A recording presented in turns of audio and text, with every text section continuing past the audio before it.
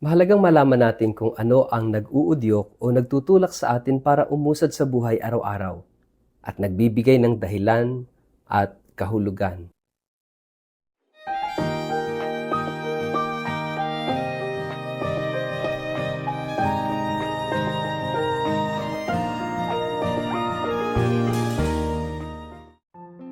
Ang mabuting balita ng Panginoon ayon kay San Lucas. Kapag nanggaling ang inyong alipin sa pag-araro o pagpapastol ng mga tupa sa bukid, inaanyayahan ba ninyo siya agad upang kumain? Hindi ba't ang sasabihin ninyo ay, ipaghanda mo ako ng hapunan, magbihis ka, at pagsilbihan mo ako habang ako'y kumakain. Pagkakain ko, saka ka kumain. Pinasasalamatan ba ng amo ang kanyang alipin dahil sinusunod siya nito? Ganoon din naman kayo. Kapag nagawa na ninyo ang lahat ng iniuutos sa inyo, sabihin ninyo, kami mga aliping walang kabuluhan, tumupad lamang kami sa aming tungkulin.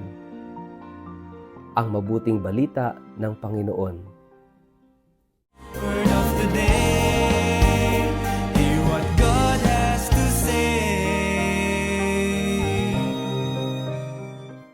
Mapagpalang araw po sa inyong lahat. Kumusta po kayo? Ang ating pong word of the day ay driven. Kumusta po kayo? Ano ba ang nagtutulak sa inyo para gawin ang mga bagay sa inyong buhay? Upang itaguyod ang pang-araw-araw na buhay.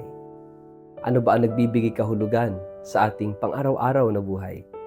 Hinahanap po ba ito? Mga kapatid, ito yung napakahalagang itinuturo sa atin ng ating Panginoon sa araw na ito.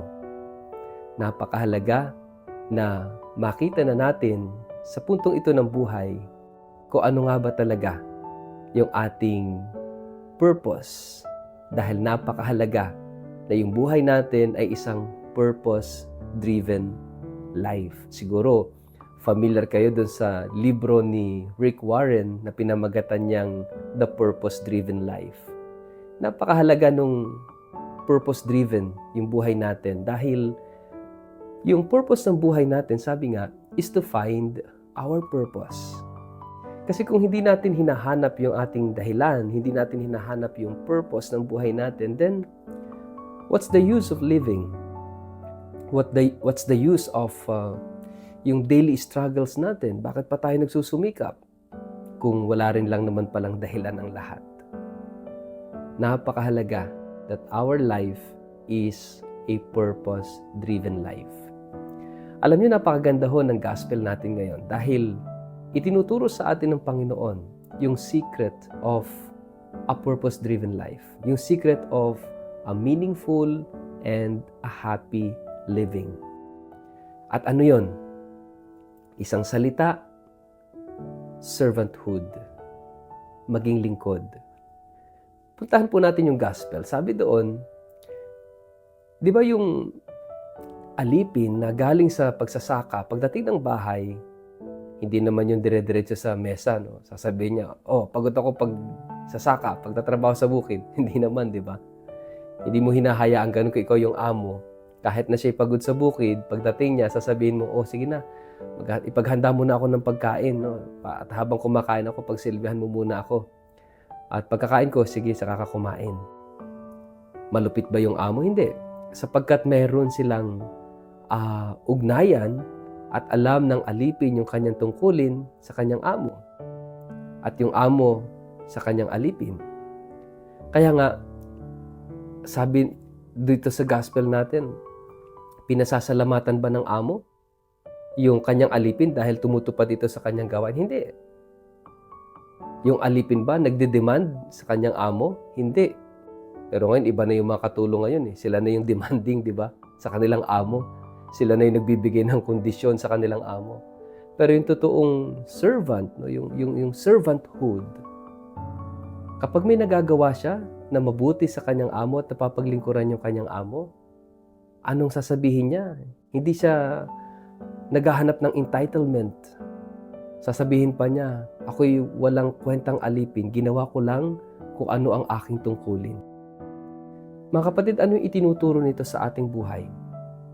Siguro, yung negative connotation ng pang-aalipin, of course, but we are not talking about the negative connotation, the negative meaning.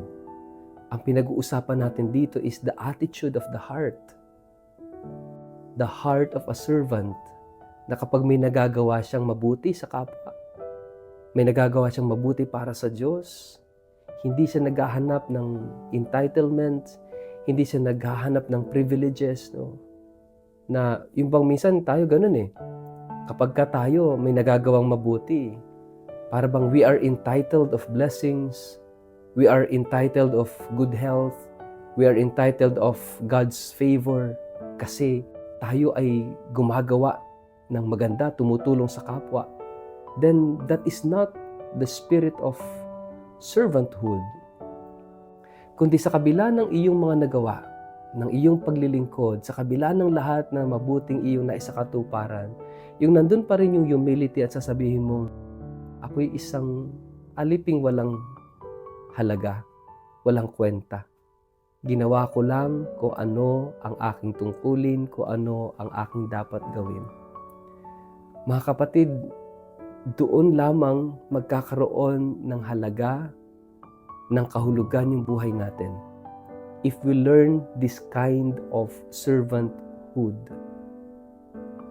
Kasi itong ganitong klaseng servanthood ang magbibigay sa atin ng tinatawag nating purpose-driven life.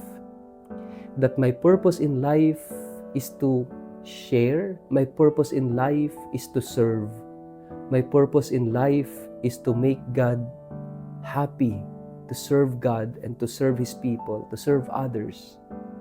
Yung bang hindi ka naghahanap ng entitlement. Kasi kapag ka hindi sincere at genuine yung servanthood, hahanap ka ng ng entitlement, hahanap ka ng ng favor. Ako'y may nagawa, dapat akong balikan, dapat akong pasalamatan, dapat akong purihin, dapat akong bigyan ng ganito, ganyan, ganon kasi ginawa ko ito. That is not servanthood. That is still a selfish act, a selfish motivation. Mga kapatid, itinuturo sa atin ni Jesus that genuine servanthood has this humble attitude. At sa paghahanap natin ng tunay na kahulugan sa isay at kasiyahan ng buhay, napakahalaga na tayo lalabas palagi sa sarili. Hindi puro pakabig at pakabig at pakabig. Ang tunay na kahulugan ng buhay ay kapag tayo lumabas sa ating sarili, naglingkod ng totoo, umabot sa kapwa, naglingkod sa Diyos, ito ang magbibigay sa atin ng ganap na kahulugan, ng katuparan, kaganapan, kasiyahan sa ating buhay.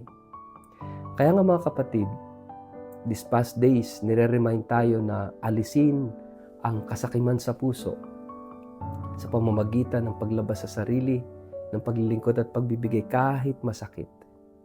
Give even it hurts. Give until it hurts. Give until it no longer hurts. Napakahalaga mga kapatid na anuman ang nagawa natin sa buhay na mabuti, hindi tayo magmamayabang. Hindi natin i-credit sa ating sarili at sasabing, oh, I deserve this, I deserve that. Kundi sasabihin natin, ako'y aliping walang kwenta. Ginawa ko lang kung ano ang dapat kong gawin. Ipagdasal po natin na maraming ganitong klaseng servant ang mamuno sa ating mundo upang mangalaga ng kalikasan, magtaguyod ng kapayapaan, katarungan, pagbigay ng pag-asa sa mga tao. Mga kapatid, we need this kind of servanthood sa ating lipunan, sa simbahan. Pero umpisahan po natin sa ating mga sarili. Sa ngalan ng Ama at ng Anak at ng Espiritu Santo. Amen. Ama naming Diyos, tulungan mo kaming gumawa ng mabuti. At sa paggawa ng mabuti, naway ikaw ang aming dakilain at papurihan, hindi ang aming sarili. Sapagkat kami ay mga pawang aliping walang kabuluhan. kinakailangan gawin namin ang dapat naming gawin. Amen. Pagpalain po kayo at ingatan ng makapangyarihang Diyos, Ama at Anak at Espiritu Santo. Amen.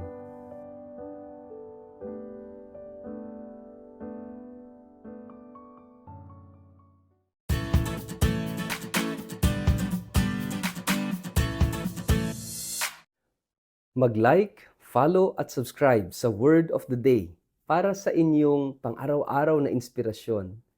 Inaanyayahan ko po kayong i-like ang aking Facebook page at mag-subscribe sa aking YouTube channel na Word of the Day. Samahan ninyo ako sa araw-araw na pagninilay ng Ebanghelyo upang mapalalim ang ating pananampalataya at magkaroon ng gabay sa bawat hakbang ng ating buhay, araw-araw. Kaya po, huwag kalimutang mag-follow at mag-subscribe upang manatiling updated sa ating pang-araw-araw na pagninilay. Maraming salamat po at naway patuloy tayong pagpalain ng Diyos.